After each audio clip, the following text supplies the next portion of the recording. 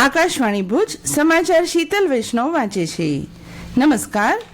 પ્રધાનમંત્રી નરેન્દ્ર મોદી ઇન્ડોનેશિયાની 3 દિવસની સફળ મુલાકાત પૂર્ણ કર્યા પછી ઓસ્ટ્રેલિયા જવા રવાના થયા.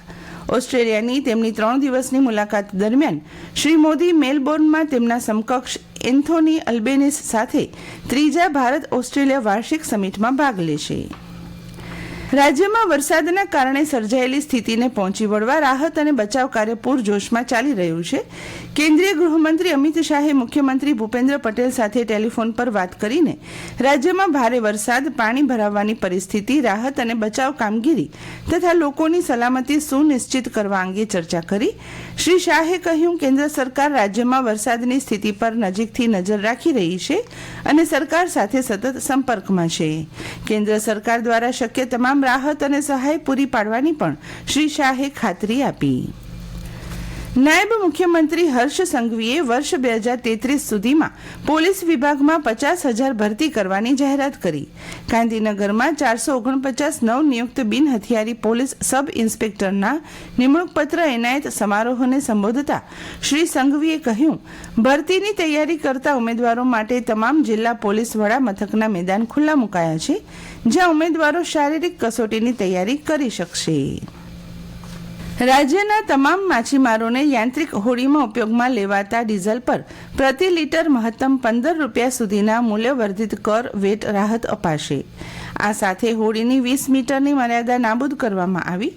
ગાંધીનગરમાં રાજ્ય મંત્રીમંડળની બેઠકમાં લેવાયેલા આ નિર્ણય અંગે પ્રવક્તા મંત્રી જીતુ વાઘાણીએ કહ્યું, આ નિર્ણયથી રાજ્યની 18,000થી વધુ યાંત્રિક હોડીને લાભ થશે.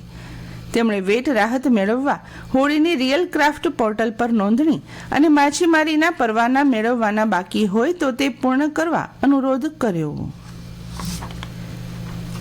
કચ્છ જિલ્લા કલેક્ટરના માર્ગદર્શન હેઠળ જિલ્લામાં અત્યાર સુધીના સમયગાળા દરમિયાન સમગ્ર જિલ્લા વહીવટીતંત્રના સંકલનમાં રહી પોલીસ વિભાગ, ફોરેસ્ટ વિભાગ, પ્રાંત અધિકારીઓ તથા વિવિધ તાલુકાના મામલતદારો દ્વારા સંયુક્ત રીતે ગેરકાયદેસર દબાણ હટાવવાની ઝુંબેશરૂપ કામગીરી હાથ ધરવામાં આવી હતી. આ કામગીરી અંતર્ગત જિલ્લાના 10 તાલુકાઓમાં કુલ 154 ગેરકાયદેસર દબાણો દૂર કરીને 2,37,000 ચોરસ મીટર સરકારી જમીન દબાણ મુક્ત કરવામાં આવી છે, જેની અંદાજિત કિંમત ₹17 કરોડ 86 લાખ જેટલી થાય છે. રાજ્યમાં આગામી 24 કલાક વરસાદનું જોર ઘટશે. આ સાથે મહત્તમ તાપમાનમાં કોઈ મોટો બદલાવ જોવા મળશે નહીં. જો કે આજે દક્ષિણ ગુજરાતમાં ભારે વરસાદને લઈ યલો એલર્ટ જાહેર કરવામાં આવ્યું છે, જેમાં નવસારી, તાપી, વલસાડ, ડાંગ, દમણ અને દાદરા નગર હવેલીમાં ભારે વરસાદની આગાહી કરવામાં આવી હતી.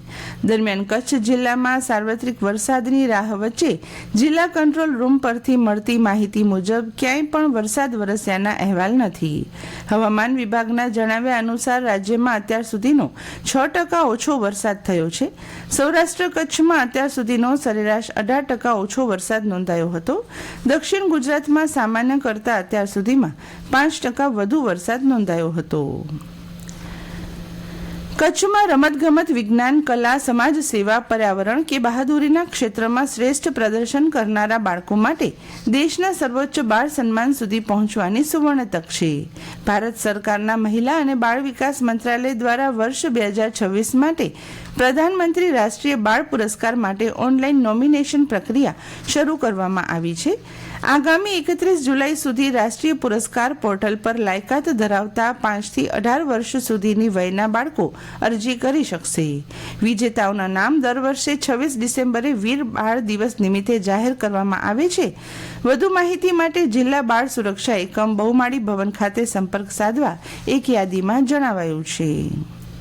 ભારત સરકારના આરોગ્ય અને પરિવાર કલ્યાણ મંત્રાલય તથા ગુજરાત રાજ્યના આરોગ્ય અને પરિવાર કલ્યાણ વિભાગના માર્ગદર્શન હેઠળ વિશ્વ વસ્તી દિવસ 2026ની ઉજવણી અંતર્ગત સમગ્ર રાજ્યની સાથે જિલ્લામાં પણ તારીખ 11 જુલાઈથી 18 જુલાઈ દરમિયાન પરિવાર કલ્યાણ પખવાડિયાનું આયોજન કરવામાં આવ્યું છે, જે અંતર્ગત જિલ્લાના તમામ પ્રાથમિક આરોગ્ય કેન્દ્રો, સામુદાયિક આરોગ્ય કેન્દ્રો, ઉપકેન્દ્રો તેમજ શહેરી આરોગ્ય કેન્દ્રો ખાતે વિશેષ કાર્યક્રમોનું આયોજન કરવામાં આવશે. અને આ સાથે આજનું સમાચાર બુલેટિન પૂરું થયું. નમસ્કાર.